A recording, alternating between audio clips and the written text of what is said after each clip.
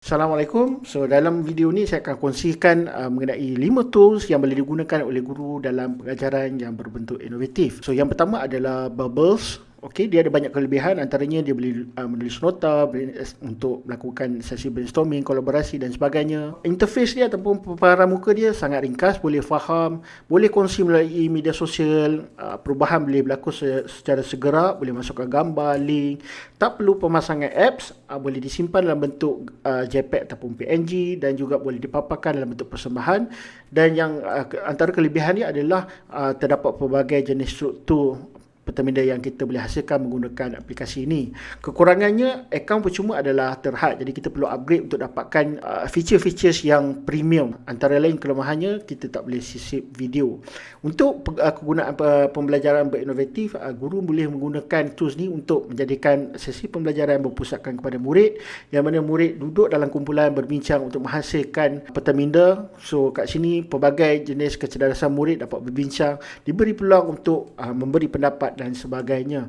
Murid bukan saja belajar mengenai kandungan, tapi dia juga belajar cara nak bersosial, berkolaborasi, cara menulis dan sebagainya. Dan dia juga boleh digunakan untuk menilai tahap kefahaman murid dalam menentukan tahap penilaian yang bersesuaian dengan tahap murid. Dan bahan pembelajaran yang digunakan melalui tools ini boleh dipelbagaikan dan merentasi kurikulum dan disiplin. Yang kedua adalah Glogster. So dia ada banyak kelebihan, antaranya dia adalah persembahan yang interaktif. Dia macam poster, tapi kita boleh masuk macam-macam jenis file, contohnya teks, gambar, grafik dan sebagainya. Dia boleh diakses menggunakan app ataupun melalui laman web, dan dia juga berintegrasi dengan Wikipedia, Google Image dan YouTube. Jadi mudah untuk murid mencari maklumat. Dia juga Glogster ni boleh dikongsi ataupun kita juga boleh menggunakan Glogster yang telah disediakan oleh orang lain, dan terdapat banyak grafik yang telah tersedia di dalam Glogster ni, dan ia juga sesuai digunakan bagi semua mata pelajaran. Kekurangan dia, akaun percuma memang terhad lah, dan kalau kita nak ambil yuran dia memang agak mahal, dan terlalu banyak topik sebenarnya dalam Glogster ni, dan ada di antaranya tidak sesuai untuk murid terokai. Kita tak boleh hadkan murid untuk terokai.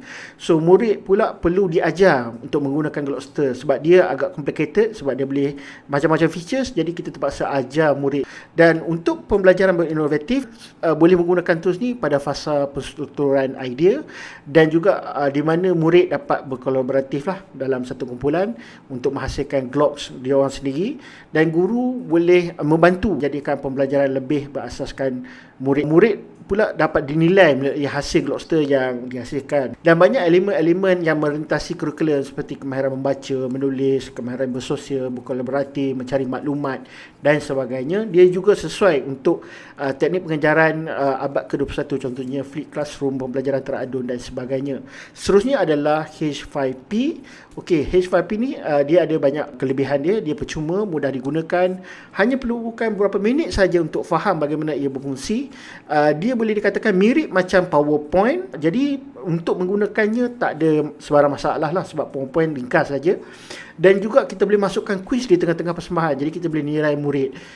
Software ni juga kita boleh integrate dengan laman web, dan juga bagi software ni kalau kita akses melalui laman web dia sendiri pun dia mesra browser. Jadi tak kisahlah kita pakai apa jenis peranti pun tidak ada masalah. Cuma kelemahan dia tak ada integration dengan Microsoft PowerPoint. Maksudnya kita tak boleh import file PowerPoint. PPT tu kita tak boleh import masuk. Dia tak boleh preview. Maksudnya kalau kita buat perubahan, kita kena download dulu, kita tengok. Jadi kalau ada perubahan kena download lagi, akan ambil masa lah. Dan juga tiada webcam ataupun screen recording. Kita tak boleh record dia. Tak ada auto save. Untuk pembelajaran inovatif, kita boleh menggunakan tools ni pada semua pasar. Okey, proses penilaian dapat dilakukan bagi setiap subtopik. Ini bergantung pada guru lah bila dia nak buat pengujian bagi setiap topik yang telah disampaikan. Dan kita juga boleh menyediakan jawapan pada hujungnya, di mana murid boleh semak jawapan. Jadi murid yang lemah ni dia boleh guna jawapan tu untuk dia cuba lagi. Jadi ini memberi peluang kepada murid. Maksudnya kita memberi peluang kepada dia untuk terus berusaha untuk mendapatkan jawapan. Seterusnya adalah isi kandungan dia memang interaktif lah, sebab kita masukkan pelbagai jenis bahan. Dia juga membenarkan kolaborasi. Walau bagaimanapun dia tak mempunyai sistem chat dengan video lah. Jadi kita kena mesti gandingkan dengan aplikasi lain yang menyokong diskusi ini. Seterusnya adalah MindMister. MindMister ada banyak kelebihan. Okey, mudah digunakan, paparan antarmuka dan juga butang dipaparkan dengan jelas, boleh integrasi dengan Google Drive, okey, boleh kolaborasi dalam kumpulan, terdapat banyak template, okey, simpanan secara automatik. Dia basically MindMister ni nama pun MindMister kan. Jadi dia berkaitan dengan peta minda lah. Tapi kelebihan dia berbanding yang lain adalah dia boleh menghasilkan peta minda yang lebih besar dan juga kompleks, dan kita boleh masukkan pelbagai jenis maklumat dalam tu.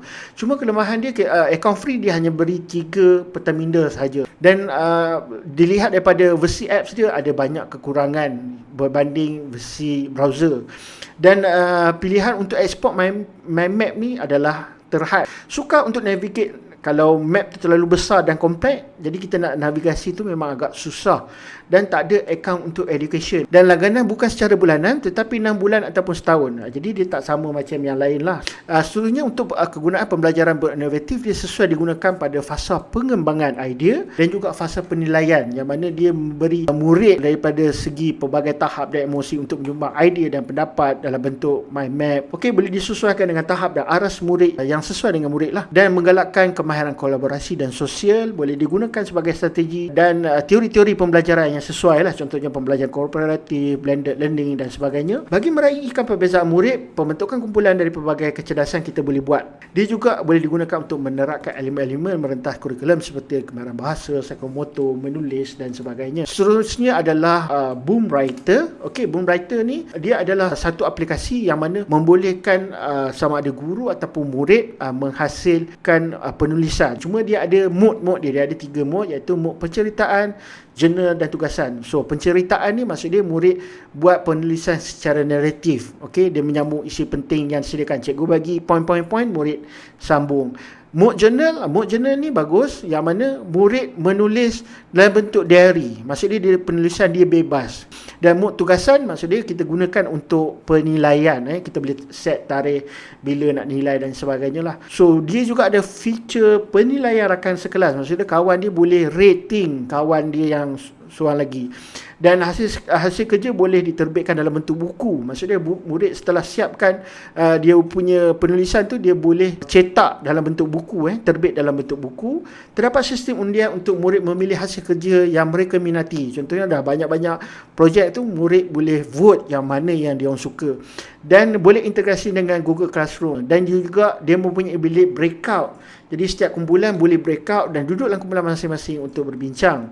Kelemahan dia, sistem undian mungkin akan memberikan kesan kepada murid yang tak menguasai kemahiran menulis. Maksud dia kalau murid yang lemah dapat rating yang teruk, jadi boleh menyebabkan murid rasa down lah. Dia tak ada sistem whiteboard. Maksudnya murid tak boleh melakar idea kat situ lah. Dia dalam bentuk tulisan saja.